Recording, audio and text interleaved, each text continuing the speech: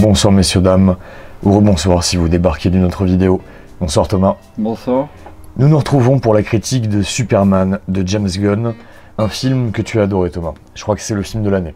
Je me suis régalé. Mais avant d'entrer dans la critique, on va faire une brève rétrospective des films Superman, à commencer par le premier, sorti en 79 de Richard Donner. Qu'est-ce que tu penses du tout premier Superman? Alors honnêtement, moi je les ai pas revus depuis longtemps, les anciens. De souvenir, les deux premiers j'avais bien aimé. Ouais. Et plus récemment, j'avais bien aimé aussi le Man of Steel. Le Man of Steel, ouais. Le Returns un peu moins. Et le 3 et le 4 de l'époque, là je m'en souviens quasiment plus. Bah c'est clairement en dessous des premiers films. J'ai jamais fait de rétrospective Superman, le tout premier film je le considère comme un quasi chef-d'œuvre. C'est un des meilleurs films de super-héros de tous les temps pour moi, avec le Batman de Burton, avec les deux premiers Spider-Man de Sam Raimi. Il est excellent de bout en bout, j'adore la fin du film que je ne spoilerai pas si vous ne l'avez jamais vu. C'est une fin absolument incroyable, qu'on n'a jamais revue d'ailleurs je crois dans un film de super-héros. À la base c'est une fin qui devait arriver dans Superman 2, il y a eu des problèmes, parce qu'en fait Superman 1 et 2 ont été shootés en même temps, mais le 2 il n'y avait que 70% du film qui avait été réalisé par Richard Donner. Je crois que les producteurs l'ont viré, du coup ils ont pris Richard Lester pour tourner d'autres scènes. Mais il y a eu des problèmes avec le casting, Gene Hackman ne voulait plus tourner d'autres scènes de Superman 2. Bref, ce qui a donné deux versions différentes du film. Mais je vais repartir sur le premier film, donc voilà, pour moi tout est parfait quasiment. L'écriture, la réalisation pour l'époque, les effets spéciaux, certes ils ont vieilli, mais à l'époque c'est hallucinant, il y a des maquettes extrêmement bien faites. Des prestations d'acteurs incroyables, Marlon Brando excellent, Christopher Reeve génial, Margot Kidder en Lois Lane j'adore. Gene Hackman en Lex Luthor, un petit peu cabotin, mais j'aime beaucoup. Après, c'est parce que je l'ai vu il y a très très longtemps. Je l'ai revu, hein. Là je l'ai revu aujourd'hui avant de voir le nouveau Superman. Pour m'assurer que c'était toujours aussi bien et c'est toujours aussi cool. Là je l'ai vu avec Léana qui a beaucoup aimé également. Et bref, du coup, Superman 2, il y a deux versions différentes. Donc il y a la version cinéma qui est sortie à l'époque de Richard Lester. Il y a aussi la Donner's Cut qui est sortie il y a maintenant quasiment une vingtaine d'années. Je crois que c'est en même temps que Superman Returns qu'ils avaient ressorti cette version spéciale Richard Donner. Qui n'est pas forcément mieux d'ailleurs que la version d'origine, parce que Richard Donner n'a jamais pu finir son film, donc ils ont monté ça d'une autre façon avec les rushs qui étaient disponibles. Les deux versions sont bien, moi j'aime les deux. Superman 3, très compliqué, il y a quelques trucs que je sauve, notamment le Superman maléfique, mais Brainiac c'était catastrophique, cette espèce de super ordinateur très très mal fait. Superman 4, on va pas en parler, c'est la double de la saga. Il n'y a pas eu de film de Superman pendant très longtemps, il a fallu attendre 2006, avec Bryan Singer qui a voulu faire un projet extrêmement casse-gueule. Il a fait une suite à Superman 2, donc le film de Richard Lester. Et c'est très étonnant parce qu'en fait tout le casting change. Christopher Reeve était déjà décédé, malheureusement il a eu un accident de cheval qui l'a rendu tétraplégique. Il est mort dans des circonstances assez tristes, hein. Il était très très diminué, il était en chaise roulante pendant les dernières années de sa vie. Bref, tout nouveau casting avec Brandon Routh qui avait repris le rôle, avec Kevin Spacey qui campait Lex Luthor à la place de Gene Hackman. Et voilà, tout le casting est différent, et le truc aussi qui est un peu étonnant, c'est que le film est censé se passer 5 ans après Superman 2, mais toute la technologie est celle des années 2000 et non celle des années 80. Bref, j'ai une certaine affection pour Superman Returns, j'aime beaucoup. C'est un film assez problématique, assez compliqué, assez casse-gueule, mais je trouve qu'il a un certain charme. Même s'il n'est pas parfait. Man of Steel, j'avais été très déçu à l'époque, j'en attendais peut-être un peu trop. Mais là, en revoyant, je l'ai pas revu en entier pour l'instant, mais j'ai revu quelques séquences et je me disais, putain, il est quand même pas si mal, il pourrait presque ressortir à l'heure actuelle. On n'y trouverait pas grand-chose à redire. Il est quand même sympa, il y a une ambiance. La musique de Hans Zimmer fait le taf, même si évidemment elle n'efface pas le score magnifique de John Williams, hein, qui est certainement le meilleur score de la série avec les thèmes les plus cultes. Il y a plein de gens qui n'ont jamais vu les films Superman, tout le monde connaît le thème de John Williams, au moins le thème principal. Et après il y a eu Batman v Superman, qui était à la fois une suite à Man of Steel, mais aussi le film qui permettait d'introduire Batman, qui est un film qui est un peu raté, un film fourre-tout. Il y a du Death of Superman, du Return of Superman, plus Dark Knight Returns, bref c'est plusieurs comics mélangés en un film, pour le meilleur et pour le pire, mais j'ai une affection particulière aussi pour ce film. J'aime bien, il tente des choses qu'on n'a pas vues ailleurs, et je trouve que les scènes qui retranscrivent Dark Knight Returns sont quand même plutôt cool, avec certainement les meilleurs costumes qu'on a vus pour Batman dans un film live. Bref, donc Superman, James Gunn, ça sort cette année. On vient de le voir en avant-première. J'étais pas du tout optimiste parce que les bandes annonces me faisaient très peur, notamment à cause de l'inclusion du chien crypto. Je pense que c'est une très mauvaise idée. Le film l'a confirmé, c'est une très très très mauvaise idée. Et parce que du peu qu'on voyait, Superman s'en prenait plein la gueule. Écoutez, je pense qu'on va essayer d'abord de donner notre avis sans spoil l'histoire, si ça vous intéresse d'aller voir cette daube. Thomas, vas-y. Sans spoil, qu'as-tu pensé du film? On peut dire la vérité maintenant? On dit tout aux Français. Écoutez messieurs, j'ai plus d'énergie là. Je fume ma petite clope. J'essaie d'évacuer très vite le film qui est déjà à moitié sorti de mon esprit le temps du trajet retour. De toute façon, j'en attendais rien. Moi, les trailers de ce que j'en avais vu me faisaient très peur. Le réalisateur, pareil, j'aime pas ces genres de films, son humour dans les Gardiens de la Galaxie. Tu n'aimes pas les Gardiens. Ouais. Donc, j'avais très très peur. Et au moins, là-dessus, les trailers n'ont pas menti. Le film est tout ce que je redoutais. C'est-à-dire une immense chiasse. J'ai souffert, vraiment, je pense que c'est le pire film que j'ai vu cette année.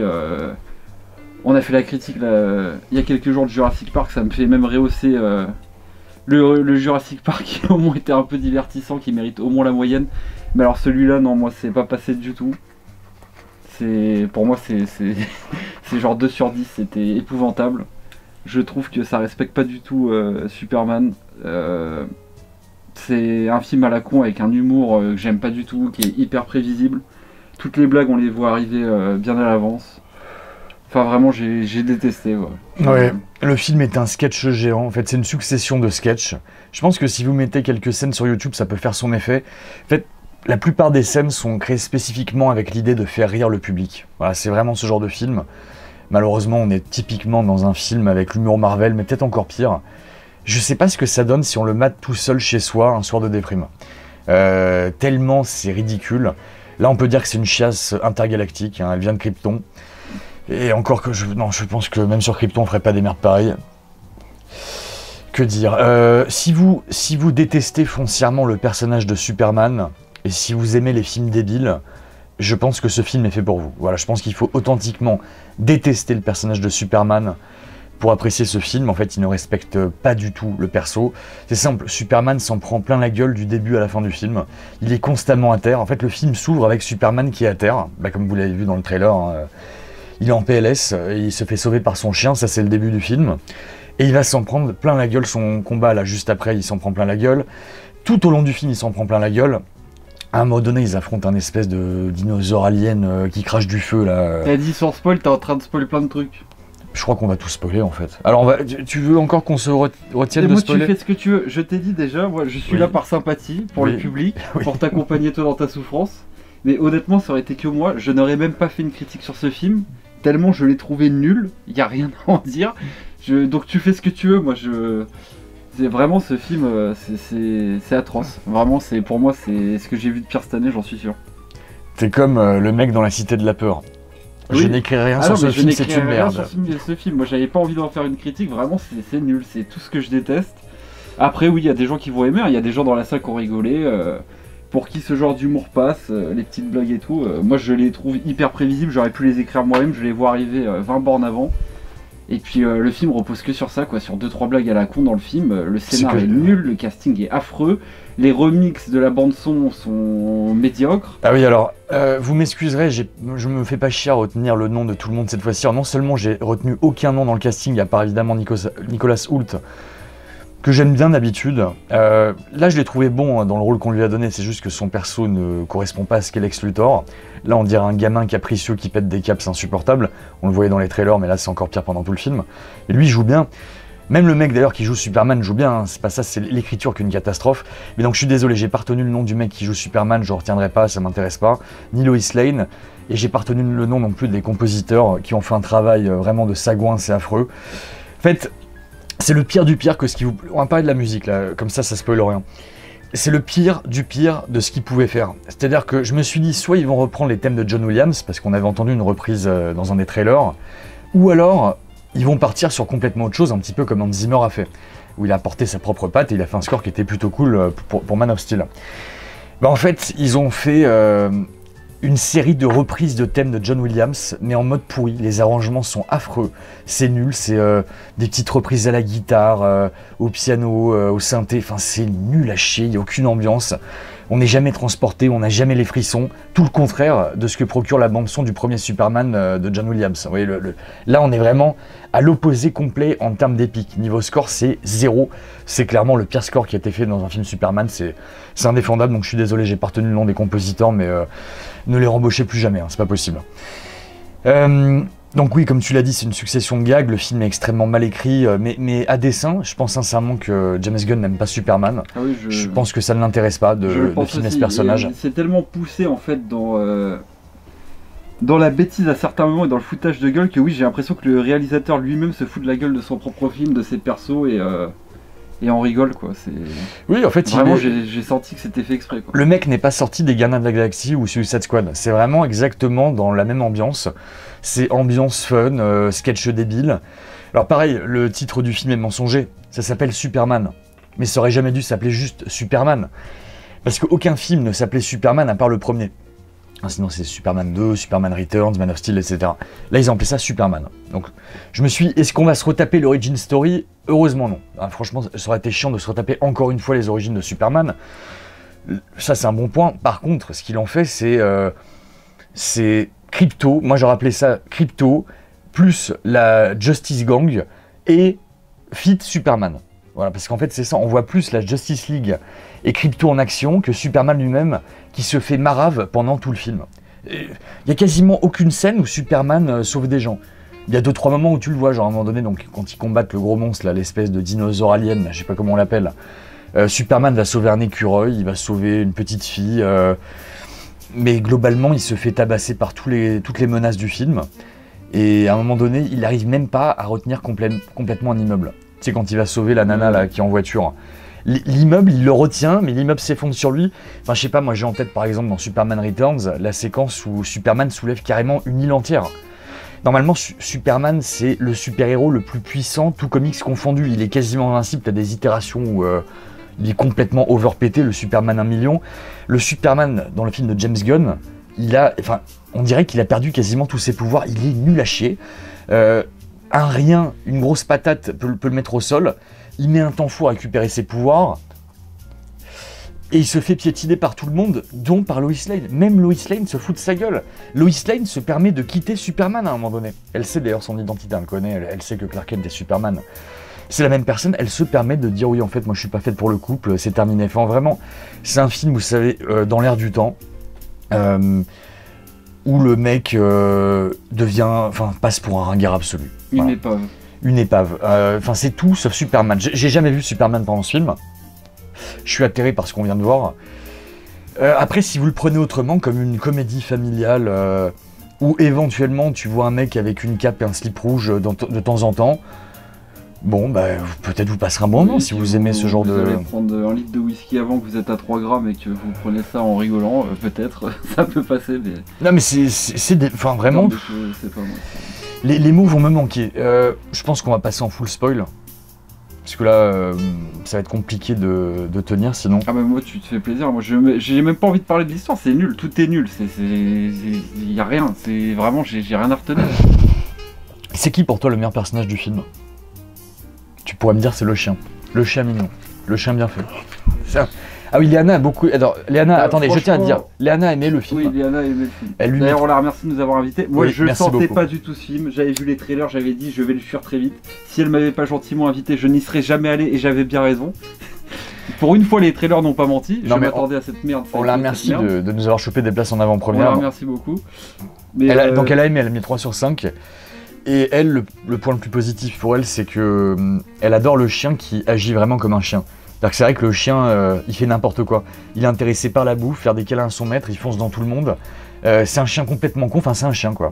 C'est vrai que ça sert aussi de ce côté-là. J'aurais jamais mis un chien dans un film qui est censé rebooter Superman, parce que Superman, ils arrêtent pas de se casser la gueule au box-office. Quasiment à chaque fois, ils se plantent depuis 15 ans. Et à mon avis, c'est pas avec ce film qui vont renouer avec le succès. Hein. D'ailleurs, l'avant-première était à moitié vide, donc si ça commence comme ça, je pense que ça va faire un four. Alors que Jurassic World est en train de cartonner, enfin bref, ça aussi c'est grave, mais bon.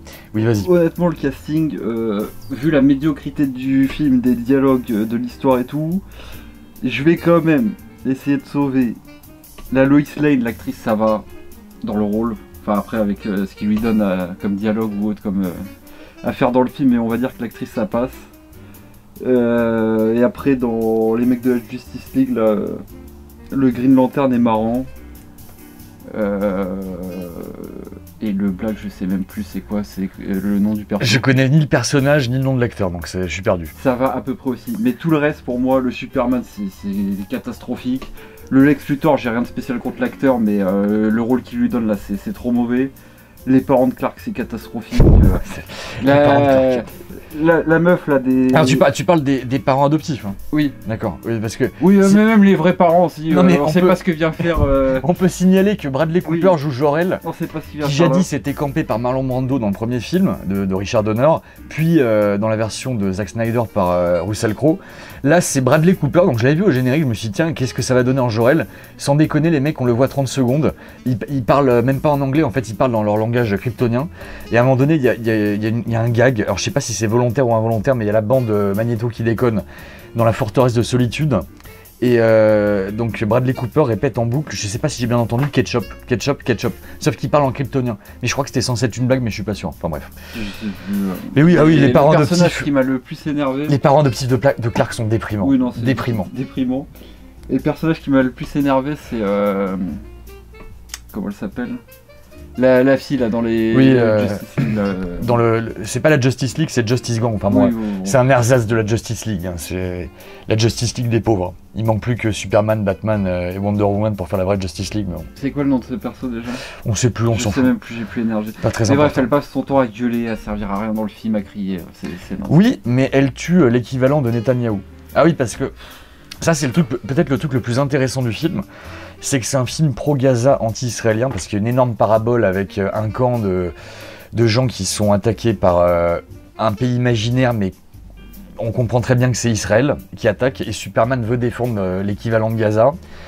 Et du coup, la nana là, de leur bande, c'est elle qui bute le chef de ce pays qui attaque ce petit camp d'immigrés, là. Enfin d'immigrés, bref, l'équivalent de Gaza, quoi. C'est elle qui le tue, voilà. Intéressant, c'est intéressant qu'un film hollywoodien fasse ce parallèle et soit aussi radical sur ce qu'il présente. C'est vraiment un film qui est pro-Gaza, anti-israélien, j'ai trouvé ça intéressant, pourquoi pas. Je crois que ça n'arrive quasiment jamais dans un blockbuster avec ce budget. C'est peut-être le seul truc à retenir, à sauver du film. Voilà, sinon est-ce que tu veux développer sur le scénario, ce que ça raconte? Ah, mais moi je vais rien développer, rien du tout. Je t'écoute, je regarde, j'essaie de rebondir, mais moi j'ai rien à dire sur ce film. Ok. Donc comme je vous l'ai dit, ça commence après les origines de Superman, on se retape pas son enfance, etc. Le film commence avec, il y a, je sais plus si c'est 3000 ans ou 3 millions d'années. Ça joue sur le chiffre 3 au début. Il y a la blague au début, oui. Donc il y a genre 3 millions d'années, il y avait des méta-humains machin. Il y a 30 ans, Krypton a explosé et Superman est envoyé sur Terre. Il y a 30 minutes... je sais plus quoi, et il y a 3 minutes, Superman vient de perdre son premier combat. Enfin, il y a 3 secondes, on aurait dû quitter cette scène tout coupée et arrêter de parler de ce film de merde. Au secours. Bref, donc Superman, vous le voyez au sol directement. Il y a un enchaînement de combats, donc d'abord contre un robot, après qu'on a un espèce de dino alien, etc. Et on ne voit jamais Superman vraiment au top de sa forme. Il est constamment, d'ailleurs à un moment donné quand il est dans la forteresse de solitude, on lui dit qu'il n'est qu'à 83% de son énergie, il n'est pas encore à 100%. De toute façon même à 100% il est nul. Il est très peu iconisé dans le film et c'est dommage parce qu'on voit que James Gunn n'aurait aucun problème à le faire. Il y a 2-3 plans qui sont magnifiques, notamment juste après qu'il ait sauvé une nana vers la fin du film d'un immeuble qui était en train de s'effondrer. Il y a une espèce de fumée qui se dégage de l'immeuble et il y a Superman qui est derrière la nana tel un dieu vivant. Il y a 3-4 plans comme ça dans le film qui sont vraiment stylés, mais James Gunn veut de toute évidence pas iconiser son personnage, bien au contraire, il préfère qu'il ait... Superman le plus humain possible.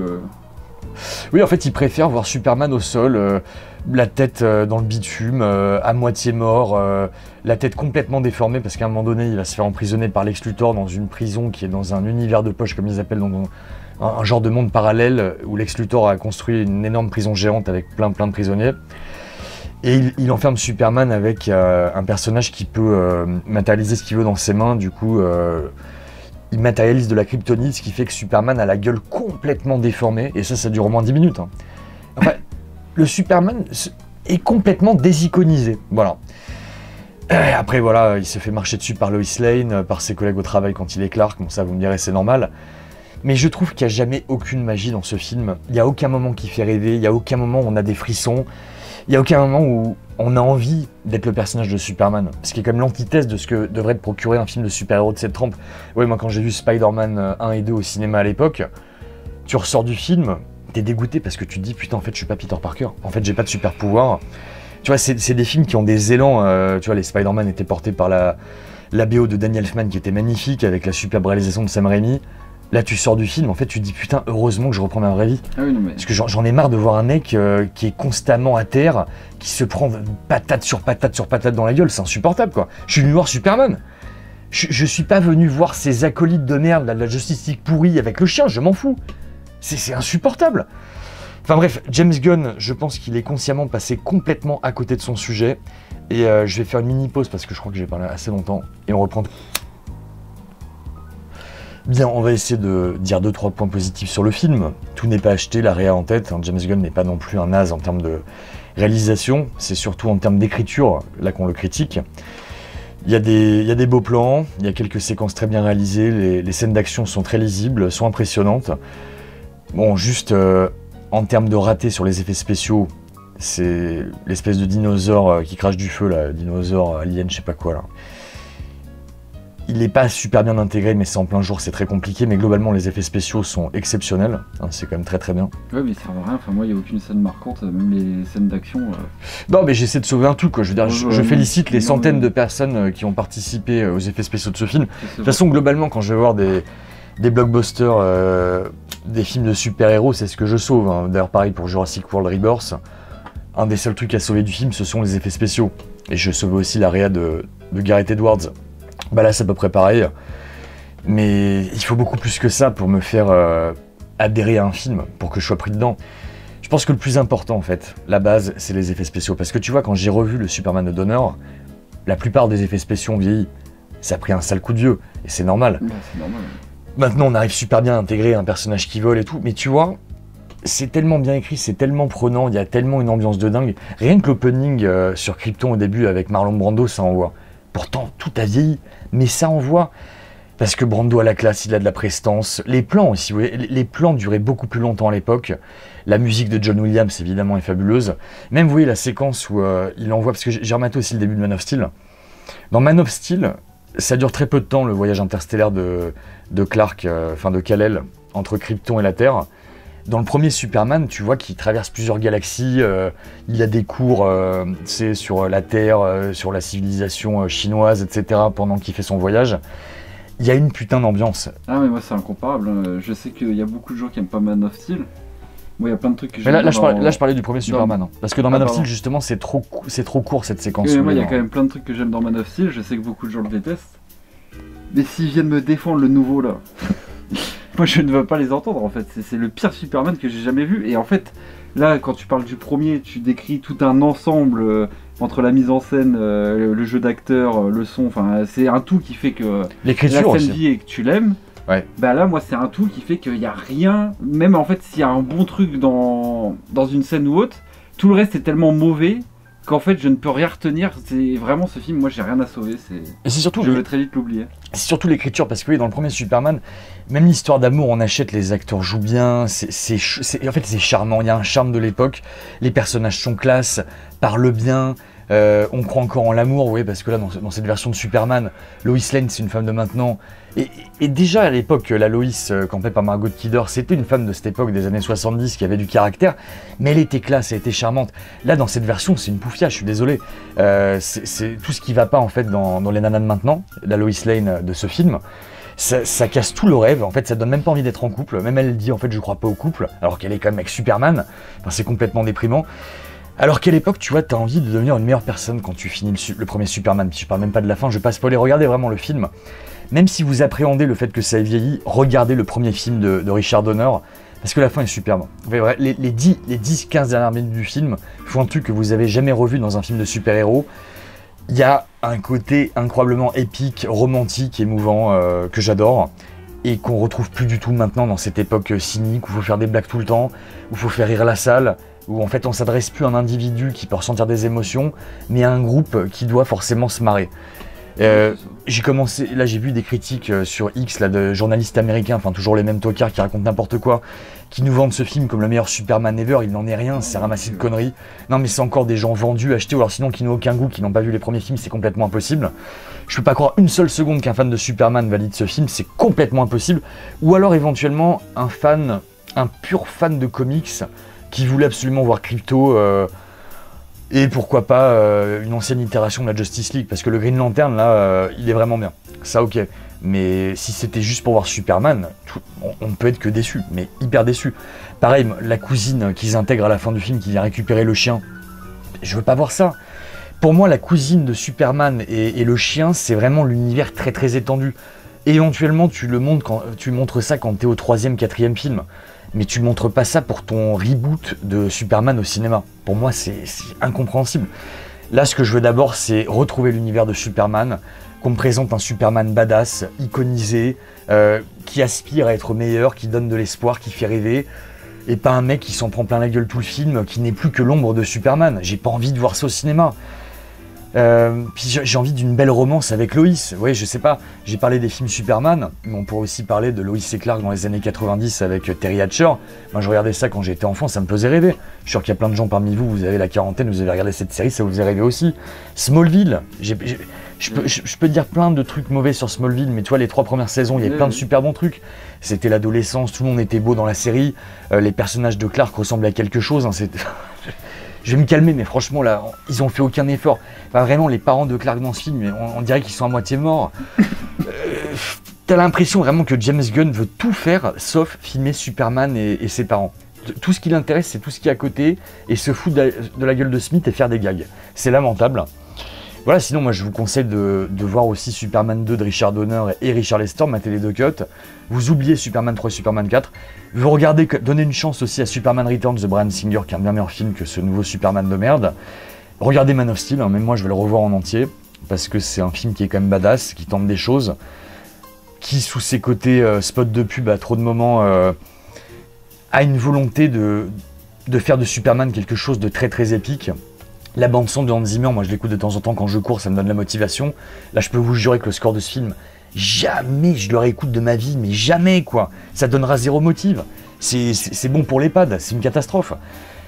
Batman v Superman, je sais que je vais le revoir, je l'ai déjà revu plein de fois, j'ai même vu le cut étendu qui est pas mal, mais bon, moi je suis parmi les quelques défenseurs parce que j'aime tellement Dark Knight Returns et ça m'a fait tellement plaisir de voir une partie du comic s'adapter dans ce film que j'ai été conquis. Mais là, je peux quasiment rien défendre de ce nouveau Superman. Moi, tout ce que je peux espérer, c'est qu'il n'y aura jamais de suite. J'espère que le film va faire un four, qu'il n'y aura jamais de suite, et que DC va arrêter les conneries, qu'ils embauchent un réa sérieux qui aime authentiquement Superman, et qui fasse une fresque épique, et qu'on soit reparti sur plusieurs films, mais que ça donne envie de devenir une meilleure personne quand tu sors de la salle, quoi. Là, ça donne envie de tabasser tout le monde tellement le film est merdique. Pareil, qu'est-ce que t'as pensé? Alors, il n'est pas aidé parce que son personnage n'est pas iconisé, mais qu'est-ce que t'as pensé de l'acteur qui faisait Superman dans ce film? Est-ce que tu penses qu'il a un potentiel pour jouer Superman à la base ou il est nul? Ce que montre le film me dit que non, après ils l'ont pas aidé hein, forcément avec cette mise en scène, ce scénario, ce qu'ils ont fait du perso, mais non mais moi je te dis le casting j'ai pas aimé de base, hein, c'est mauvais.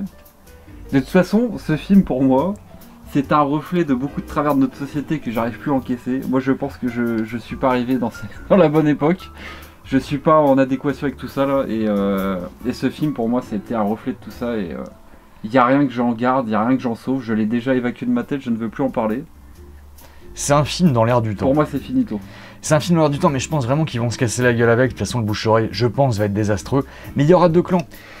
C'est marrant, je sais pas pourquoi il y a des gens qui pensent que Superman c'est un personnage de droite, j'ai jamais vraiment compris. Bref, je vous laisserai débattre de ça.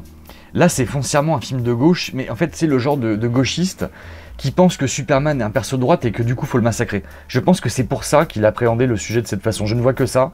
Et donc je pense que ce film sera défendu par une certaine gauche, et ça sera vraiment vu par un angle politique, ça va être analysé sur le côté pro-Gaza. Je pense que ça va beaucoup faire parler ce côté-là. Et je pense qu'au final, la réputation du film, parmi les vrais fans de Superman, sera désastreuse. Je sais pas trop ce que je peux ajouter, tellement le film est lamentable et se plante à peu près partout, si ce n'est que... Et même s'il voulait être drôle, bah, c'est complètement raté, moi j'ai été consterné. Je vais pas voir Superman pour me marrer, je vais pas voir Superman comme je vais voir un film comme Dumb and Dumber, tu vois. Je m'attendais pas à voir une comédie complètement foireuse. C'est vraiment une comédie foireuse, c'est une succession de sketchs avec une musique de merde, une réa qui est bien, mais bon, qui est tellement freinée par l'écriture qui est lamentable qu'à la fin c'est une espèce de bouillie, il t'en reste plus rien. Je sais que dans une semaine j'aurais complètement oublié ce film à la con, et j'espère sincèrement que les chiffres, contrairement à Jurassic World, seront très mauvais, parce que ouais, Jurassic World ça cartonne en salle, pour mon plus grand désespoir, parce que ça veut dire qu'ils vont faire des suites, ça veut dire que le public redemande ce genre de film de merde, et ça me fait très peur pour l'avenir du cinéma. Mais voilà. Ah, aussi un autre truc que je voulais dire, je m'attendais potentiellement à voir un caméo de Robert Pattinson dans le film, parce que je sais que DC comme Marvel aimerait bien faire des films où leurs gros super-héros se croisent, mais là ils l'ont pas présenté, Pattinson, et je vois pas du tout comment leur univers pourrait matcher. C'est-à-dire que s'ils font un World's Finest, s'ils mettent Batman et Superman dans le même film, ce Superman-là, avec le Batman hyper sombre de Pattinson, je vois pas du tout comment ça pourrait marcher, mais à tous les niveaux, hein, visuellement, en termes de ton, il y a rien qui pourrait fonctionner, alors qu'ils avaient fait un effort. Vous voyez, à l'époque, quand ils avaient fait Man of Steel, ça a essayé de coller à la tonalité de Nolan avec les Dark Knight. Bon, malheureusement, le film s'est pas fait, et finalement, plus tard, ils ont fait Batman v Superman en mettant un nouvel acteur avec Ben Affleck. Mais là, je vois pas comment ils pourraient faire. Ça marchera pas du tout. Et on pourrait dire, par contre, que ce Superman, c'est l'antithèse absolue de The Batman qui est sorti il y a quelques années. C'est beaucoup plus lumineux, c'est extrêmement coloré, c'est des gags en permanence, c'est l'antithèse de ce qu'était Batman. Vous me direz un petit peu comme ce qu'est Superman dans le comics par rapport à Batman, mais pas tout à fait. Parce que t'as plein de comics de Superman où le ton est très très sérieux, où on respecte le personnage et il est en permanence iconisé, même quand il s'en prend dans la gueule. Bref, Thomas, un dernier mot, parce que je pense qu'on va pas... Pour revenir à ce que tu viens de dire, oui, moi les caméos sont à la hauteur du film, c'est-à-dire complètement inutiles et nuls. Et pour le truc sur Superman, moi sans partir dans les théories gauche-droite ou je sais pas quoi, je pense qu'il a voulu désacraliser le personnage et en faire quelqu'un de foncièrement humain avec les défauts et tout, que les gens s'identifient à ça et tout, sûrement dans la jeune génération, là c'est l'ambiance d'aujourd'hui, mais moi c'est pas mon délire, bref. Tout à fait, voilà, un film dans l'air du temps, vous nous direz ce que vous en avez pensé pour les quelques-uns d'entre vous qui iraient le voir. Moi on vous déconseille, hein, on vous déconseille le film. Je déconseille fortement. Si vous nous faites confiance, on vous déconseille formellement le film. Si vous voulez souffrir pendant 2 heures, allez-y, si vous êtes fan de Superman. Si vous détestez Superman par contre, et que vous vouliez une comédie, le film est peut-être fait pour vous, voilà. Sinon moi j'avais un super pitch pour Superman, si le CNC veut me financer, parce que moi aussi j'ai l'idée de faire un Superman de gauche. Ah si, j'ai oublié de dire, oui pardon, finis ton truc. Oui, non, mais je présenterai un extrait à la fin de la vidéo. Le CNC, j'ai un pitch. Mon extrait, c'est mon pitch de départ pour Superman. Donc oui, qu'est-ce que tu voulais dire ? J'ai quand même oublié de dire que là, j'ai vu quand même une intensité dans les scènes d'un niveau de cringe. Ça fait longtemps que j'avais pas vu des trucs aussi abominables. Mais vraiment, je pense que le réalisateur a fait exprès, c'est pas possible. Oui. Genre, ah non, mais c'est conscient. Il se fout de la gueule de l'œuvre qu'il présente et tout. Il a voulu faire son propre film avec ses gags, mais l'univers Superman, il en a rien à foutre. Et ça se ressent, c'est terrifiant. Vous voyez dans quel état est Thomas. J'essaie vraiment de faire le show, mais je suis totalement d'accord avec lui. Moi, je n'aurais pas fait cette critique, encore une fois. Et autant le Jurassic Park, j'ai pas trop aimé, mais ça reste un divertissement que je peux comprendre que des gens qui veulent déconnecter leur cerveau, passer 2 heures et tout, ils vont pas non plus être en souffrance devant le film. Là, moi, j'ai souffert devant ce film. Et là, moi, c'est même pas la moyenne haute, c'est un 1 ou 2 sur 10. C'est encore pire que Jurassic World. C'est terminé, jamais revoir ça. Tu disais tout à l'heure, oui, c'est sans aucun doute le pire Superman ever, mais je pense peut-être que c'est un des pires films de super-héros ever que j'ai jamais vu. c'est dur de dire lequel est le pire entre le 4 et celui-là, mais disons que le 4, bon voilà, c'est la fin de série, tu vois, on s'en fout. Mais si je le compare à chaque réalisateur qui s'y est vraiment attelé, comme Richard Donner, Bryan Singer et Zack Snyder, là James Gunn s'est complètement planté, quoi. Il a fait un film qui est en dessous de tout. Bref, et donc tu le mettrais en dessous de Jurassic World. En dessous de tout. Moi, okay. Si j'avais les pouvoirs de Superman, là, je demanderais les rayons laser dans les yeux, je crame l'écran, je brûle tout, fini, terminé, plus rien. Bah moi, je remonterais le temps, je ferais 10 000 fois le tour de la Terre pour revenir 10-15 ans en arrière. Je virerais la plupart des réalisateurs d'aujourd'hui et on ferait des meilleurs films. Voilà, parce que la décennie qui vient de passer, là, c'est plus possible. Voilà, bah écoutez, je vous laisse avec mon pitch de départ pour un Superman, voilà, qui aurait une autre, qui serait envoyé ailleurs. Moi, j'ai une très bonne idée, je pense que ça pourrait faire un super film. On vous souhaite une très bonne soirée, messieurs, dames. Merci de nous avoir suivis. Prenez soin de vous. Ciao. Bonne soirée à tous. Tu iras à Oran, en Algérie. En Algérie?